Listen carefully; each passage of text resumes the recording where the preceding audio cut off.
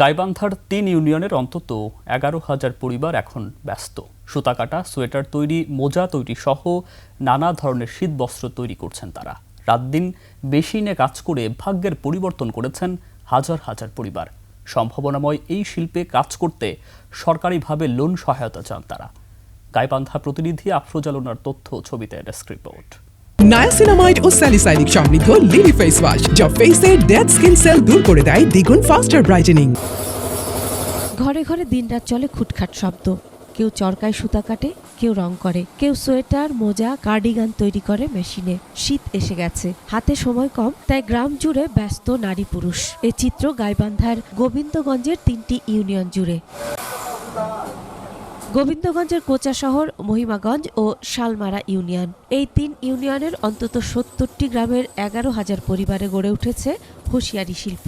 এই এলাকার মহিমা আলী প্রথমে ঢাকা থেকে সোয়েটার বানানোর কাজ শিখে এসে নিজে এই এলাকায় এই শিল্প শুরু করেন। তারপর থেকে আস্তে আস্তে হুঁশিয়ারি শিল্পের গ্রামে পরিণত হয়। এই কাজ করে এখন বলে লেখাপড়া শিখে এটা দিয়ে সংসার আয় হচ্ছে। এই কাজ করে আমাদের জীবন খুব সুন্দরভাবে চলতেছে। আমার পরিবার এগিয়ে আমি চালাচ্ছি।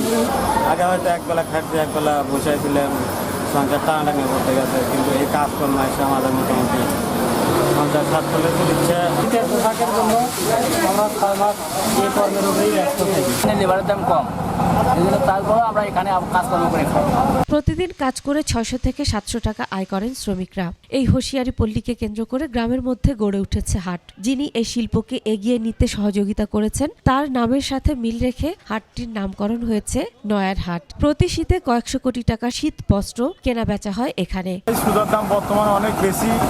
এই সুতাটা ইন্ডিয়ান থেকে আনতে অনেক খরচ। গত বছর সুতার দাম ছিল ২৫০ টাকা কেজি, এবার হলে মনে করেন আমার ৪০০ টাকা কেজি। তাতে আমাদের মালের মধ্যে অনেক লস হচ্ছে আর কি। কেউ হয়তো ডিগ্রি পাস করেছে, কেউ ইন্টারমিডিয়েট, কেউ এসএসসি করে আর বেকার নেই। কিন্তু ইন্ডিয়ান মালগুলো ছাড়ে আপনার কম রেটে, আমাদের মূল্যটা একটু বেশি হয়ে যায়, যার কারণে ইন্ডিয়ান মালগুলোই জনগণ কিনে বেশি। সরকারিভাবে লোন সহায়তা দেওয়ার আশ্বাস বিসিকের। বেকার সমস্যা ঘুচে গেছে এবং দিন দিন এটা আরো বাড়তেছে।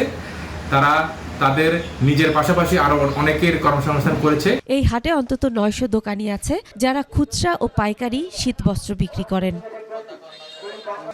Masum আলিসা, desk report, ২১ television.